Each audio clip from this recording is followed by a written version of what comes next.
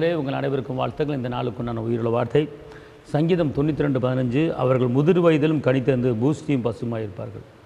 முதிர் வயதிலும் கனித்தந்து பூஸ்தியும் பசுமாய் இருப்பார்கள். இந்த நிகழ்ச்சியை பார்க்குற வயதானவர்களே, 50 வயதை தாண்டினவர்களே, 60 வயதை தாண்டினவர்களே, 70 வயது தாண்டினவர்களே, கர்த்தர் முதிர் வயதிலும் நீங்கள் கனி கொடுக்கும்படி பசுமையுமாக உங்களை மாற்ற போகிறார். அதாவது கவர்மெண்ட்டு ரிட்டையர்டு கொடுத்து வீட்டில் உட்கார வச்சாலும், கவர்மெண்ட்டு சம்பளம் கொடுக்காமல் உங்களை விட்டாலும், கர்த்தர் முதிர் வயதிலும் உங்களை தாங்கி உங்களை நடத்துகிற தேவனாக இருக்கிறார். நீங்கள் ரிட்டையர் ஆகிட்டா கர்த்தர் வாக்குத்தத்தத்தை உங்கள் வாழ்க்கையில் நிறைவேற்றுறார். என்ன என்று கேட்டால், எப்படி சொல்லப்பட்டிருக்கு, முதிர் வயதிலும் கனி தந்து. அப்படி என்றால், கனி என்றால் ஆப்பிள் பழம், ஆரஞ்சு பழம், திராட்சை பழம் என்று நினைத்து விடாதீர்கள். கனி என்பது ஆவியின் கனி.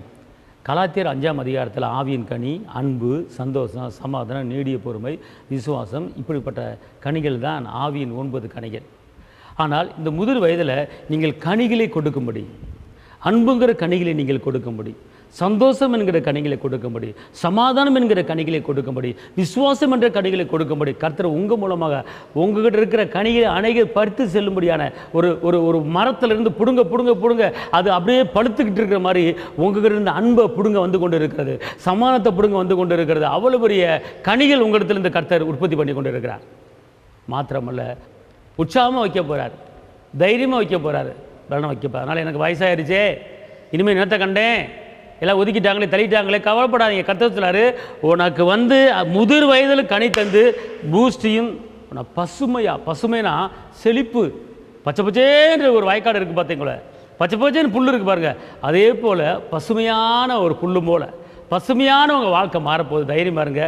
வயசாயிருச்சுன்னு கலங்காதீங்க. கர்த்தர் உங்களுக்கு வாக்கு பண்ணுறாரு.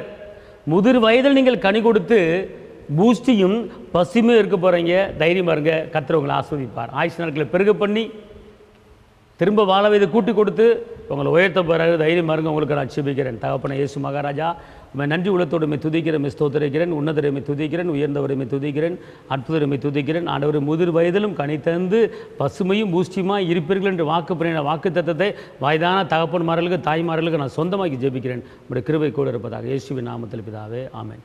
கர்த்தர் உங்களை ஆசீர்வதிப்பார். ஹல்லேலூயா.